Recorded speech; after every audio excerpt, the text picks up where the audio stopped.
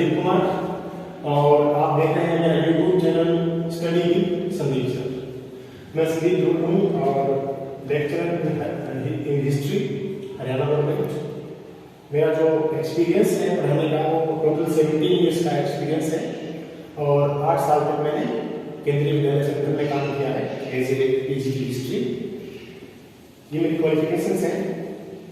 आज मैं आप लोगों के लिए लेके आया हूँ क्लास 10वीं सीबीएसई हरियाणा गवर्नमेंट या जहाँ जहाँ भी एनसीईआरटी की बुक्स हैं उनका जो फाइनल रिवीजन है 2024 में बहुत सारी परीक्षाएं आने वाली हैं, उनके लिए ये फाइनल रिवीजन है।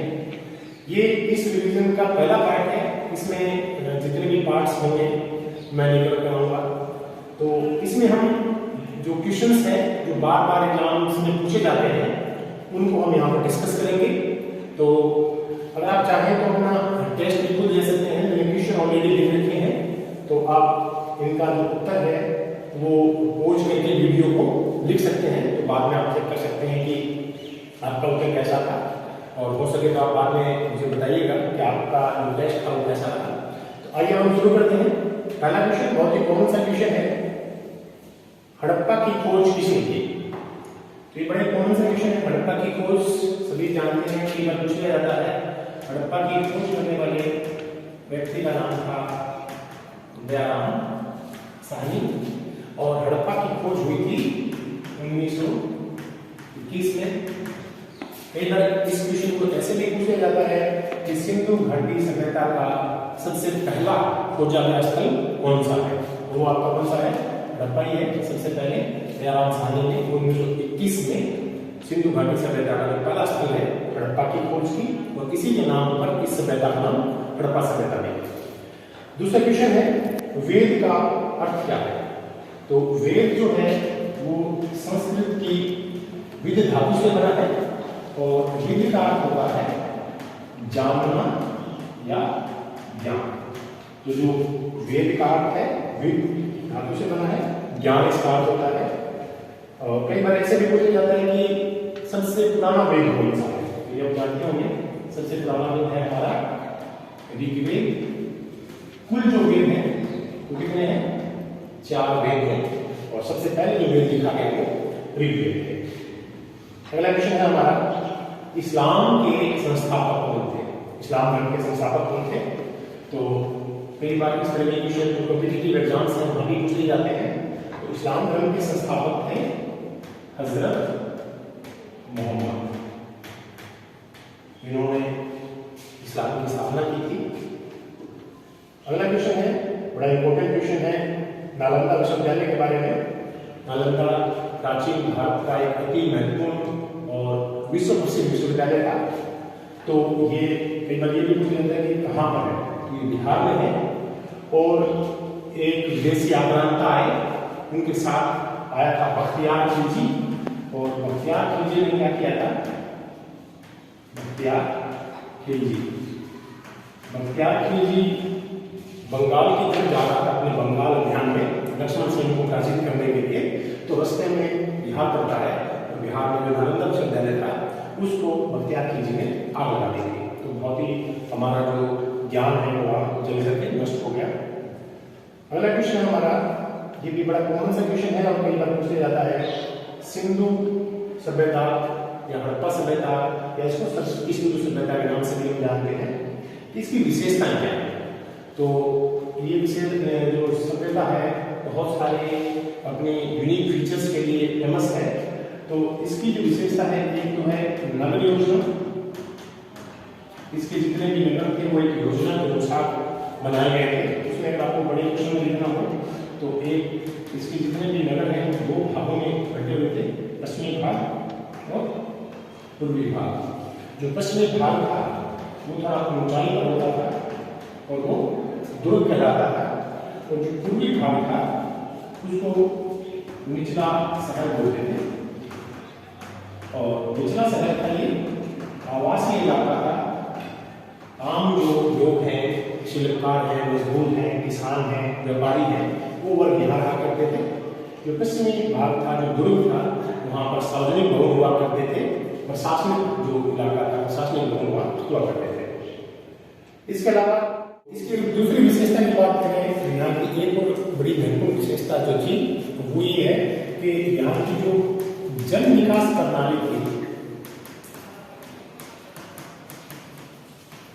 जल निकास प्रणाली ड्रेनेज सिस्टम जो था यहाँ का वो बहुत ही अद्भुत था। उनको पक्की ईंटों से नालियां बनाई जाती थी, नालियों को ढकने की व्यवस्था थी, नालियों को समय समय पर साफ करने की व्यवस्था थी।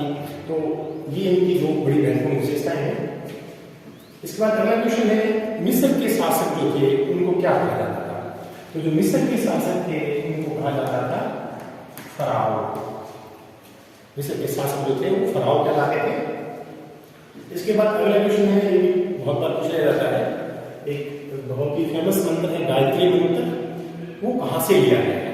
तो गायत्री मंत्र लिया गया है हमारे वेदों से, और वेदों में जो सबसे प्राचीन वेद है ऋग्वेद से गायत्री मंत्र लिया गया है।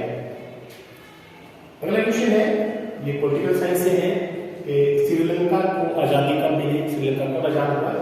तो भारत के जस्ट एक साल बाद 1948 में श्रीलंका को आजादी मिली थी। अगला क्वेश्चन है, ये भी पॉलिटिकल साइंस से है, भारतीय जनता पार्टी, भाजपा या बीजेपी जिसका कि चुनाव चिन्ह है कमल का फूल, कई बार ये भी पूछा जाता है, इसका गठन कब हुआ था? तो भारतीय जनता पार्टी का गठन हुआ था 1980 ईस्वी में। कांग्रेस पार्टी का गठन 1885 में हो चुका था। तो उसके 95 ईयर्स के बाद 1980 ईस्वी में बीजेपी का गठन हुआ था। अगला क्वेश्चन है, चीन की राजनीतिक पार्टी का नाम बताना आपको। तो चीन आप जानते हो कि एक दलीय प्रणाली, वहां पर वन पार्टी रूल होता है, एक ही पार्टी है जिसको वहां पर चुनाव लड़ने और शासन चलाने की अनुमति है, और उस पार्टी का नाम है कम्युनिस्ट पार्टी। ये एकमात्र पार्टी है जिसको वहां चुनाव लड़ने और शासन चलाने की आजादी है। इसमें दो दलीय प्रणाली, कई बार ये भी पूछा जाता है, तो दो दलीय प्रणाली यूएसए, संयुक्त राज्य अमेरिका और यूके, यूनाइटेड किंगडम, यहाँ पर द्विदलीय प्रणाली पाई जाती है। यानी यहाँ पर दो पार्टियां ऐसी होती हैं जिनको चुनाव लड़ने और सत्ता हासिल करने का ऑप्शन होता है, अपॉर्चुनिटी होती है। और बहुदलीय प्रणाली ये ऐसी प्रणाली होती है जिसमें दो से ज्यादा, बहुत सारी 15, 20, 100, 50, सैकड़ों पार्टियां हो सकती हैं। तो भारत इसका एग्जाम्पल है। भारत में बहुत सारी पार्टियां हैं जो समय समय पर चुनाव लड़ती हैं और सत्ता हासिल करती हैं। तो लो एसिड किस प्रकार का संसाधन है? संसाधनों के बारे में क्वेश्चन है। तो लो एसिड हम जानते हैं कि खनिज है और धरती से निकाला जाता है, तो ये लिमिटेड मात्रा में होता है और वो दोबारा नहीं होता है। दोबारा बनने में जो लाखों करोड़ों वर्ष लग जाते हैं, तो इसको हम मानते हैं कि ये अनवीकरणीय संसाधन है। अनवीकरणीय संसाधन, अनवीकरणीय संसाधनों को हम परंपरागत संसाधन भी बोलते हैं, क्योंकि इनको हम सदियों से यूज करते आ रहे हैं। ये परंपरागत संसाधन है, अनवीकरणीय संसाधन है। अगला ये भी बहुत चर्चा में रहा था, सरदार सरोवर बांध। तो कई बार ये पूछा जाता है कि सरदार सरोवर बांध जो है वो किस नदी पर है? तो सरदार सरोवर बांध नर्मदा नदी पर है। और कहाँ पर बनाया गया है? ये गुजरात में है। गुजरात में इसी नदी के तट पर सरदार वल्लभ भाई पटेल की जो मूर्ति है, विश्व प्रसिद्ध मूर्ति, वो लगाई गई है। तो और इसी नदी पर जब ये बांध बनाया जा रहा था तो नर्मदा बचाओ आंदोलन भी चला, जो विस्थापितों की समस्याओं को हल करने के लिए तो लोग इसका विरोध कर रहे थे। और देशीय परियोजनाएं आजकल जो है उनका विरोध किया जाता है। तो ये उसका बड़ा उदाहरण है किस तरह से जब नर्मदा नदी पर सरदार सरोवर बांध बनाया जा रहा था तो उस इलाके में बहुत प्रोटेस्ट हुआ। अगला क्वेश्चन ये भी बहुत इंपॉर्टेंट क्वेश्चन है, एक बार पूछ लिया जाता है एग्जाम में। गोल्डन फाइबर या हिंदी में कहेंगे सुनहरा रेशा किसको कहा जाता है? तो गोल्डन फाइबर कहा जाता है जूट को, जिससे कि हमारी टाट पट्टियां, बोरी और पैकेजिंग का सामान बनता है, उसको गोल्डन फाइबर बोलते हैं। आजकल बाजार में क्या है, इसको दूसरा सिंथेटिक फाइबर है, उससे बड़ा कंपटीशन मिल रहा है।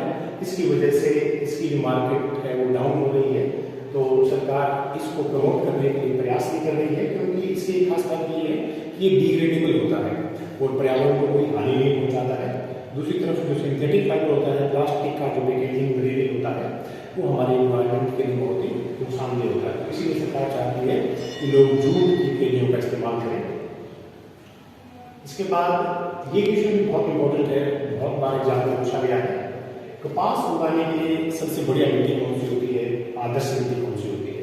तो कपास उगाने की जो आदर्श मिट्टी होती है वो होती है काली मिट्टी। काली मिट्टी को कई और नामों से भी जानते हैं, इसको रेगड़ मिट्टी भी कहा जाता है।